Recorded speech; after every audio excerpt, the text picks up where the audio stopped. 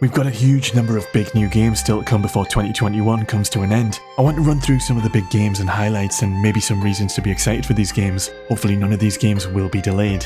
Let me know what you're looking forward to in the comments, and let's start. Starting off with Deathloop. Two rival assassins are stuck in a time loop. The only way to break the loop is to assassinate 8 key targets before the time cycle resets. This is from Arkane Studios. These devs have a track record of some pretty great single-player first-person games, including the Dishonored series. It's for that reason I'm hopeful for Deathloop. They're also delving a tiny bit into multiplayer here with the addition of being able to take control of one of the assassins and jump into other players' campaigns and try to kill them. Sounds fun. Diablo 2 Resurrected takes the over 20 years old ARPG and its expansion pack to modern systems, with a heavy remaster of the visuals. It's one of those remasters that builds on top of the original game, and you'll be able to swap between the original visuals and the new with the press of a button. I'm looking forward to losing a week or two of my life with this at launch. Lost Judgment is the follow-up to Judgment, which was a spin-off from the Yakuza series. This is an action-adventure game that follows private detective Takayuki Yagami going undercover at a high school for a case. And with these kind of games, my favourite part is the really fun and crazy minigames. This time we've got dance clubs, robotics clubs, boxing, biker gang death races, skateboarding, casinos and more.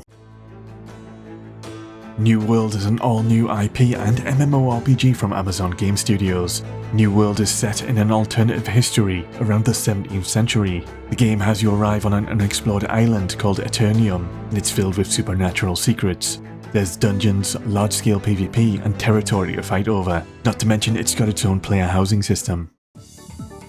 Super Monkey Ball returns for Banana Mania. This is a different kind of remaster that will have over 300 stages from Super Monkey Ball 1, 2 and Deluxe in one game. There will be returning guest characters from Sonic the Hedgehog, Jet Set Radio, and new ones from the Yakuza series, and also Morgana from the Persona series, which will be Day 1 DLC.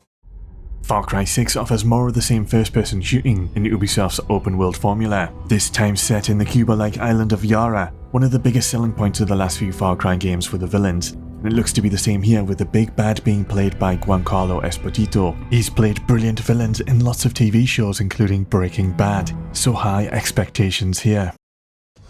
Metroid Dread has the series return to its 2D roots and is a direct sequel to Metroid Fusions, which is now nearly 20 years old. We get some glimpses in the previews for some of the new abilities, including an air dash type ability, and just in general gameplay looks really fluid and smooth. Fingers crossed this is a true successor for the series and brings Metroid back for good. This is something I'm genuinely looking forward to.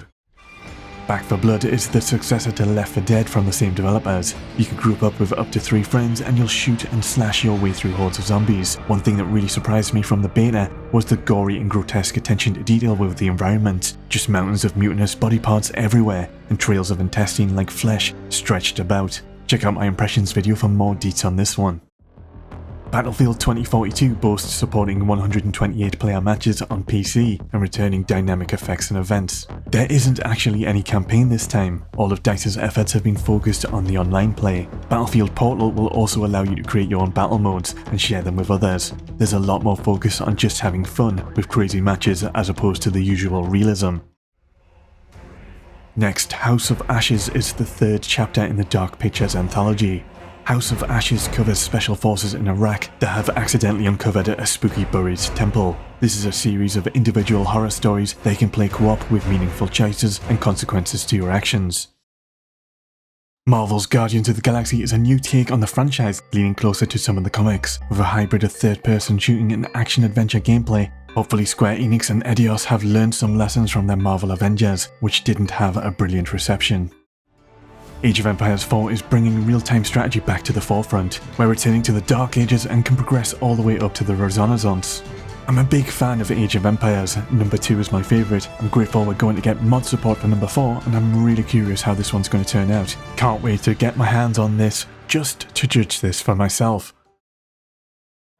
Fatal Frame Maiden of Blackwater was originally a Wii U exclusive game. Now it's remastered and coming to all systems. This is a Japanese horror game where the only way to repel ghosts is with your camera and its flashlight. This game was originally designed to work with the Wii U gamepad as a second screen, so it's going to be interesting to see how the game changes to fit more modern hardware.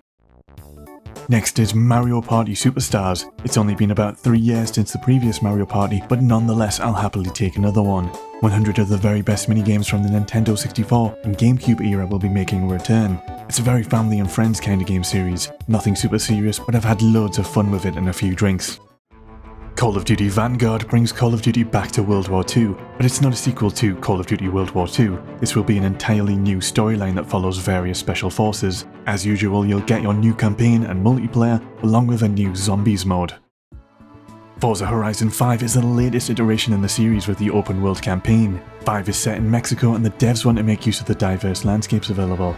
Mexico is almost its own mini-world with volcanoes, snowy mountains, canyons, jungles, rolling hills and ancient cities, so a lot of potential here.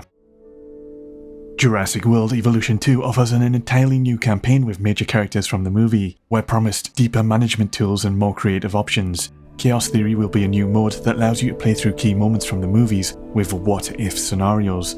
The real reason to play though is just to let all the dinosaurs loose on innocent park visitors.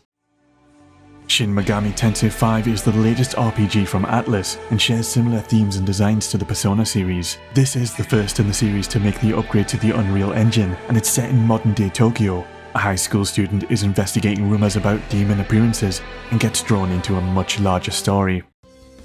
Pokémon Brilliant Diamond and Shining Pearl are remakes of the original DS games, 15 years in the making.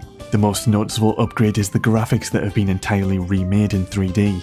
You'll be able to customize your character, equip different clothing, walk your Pokemon outside their Pokeball, customize Pokeballs, there's online battles, there's a larger number of Pokemon than in the originals, and a few other updates. Final Fantasy XIV Endwalker is a new expansion pack that's the culmination and ending of the current main story, which started over 10 years ago. I'm really looking forward to this. Male Viera, otherwise known as Bunny Boys, will be a new race option, and it also includes 2 new jobs, the Great Scythe-wielding Reaper and the Healer Sage. Advance Wars 1 and 2 Reboot Camp is another 3D remake from Nintendo. The original Advance War games were colourful little turn-based strategy games on the Game Boy Advance, with pixel graphics, so hopefully they can recapture all of its charm with 3D models.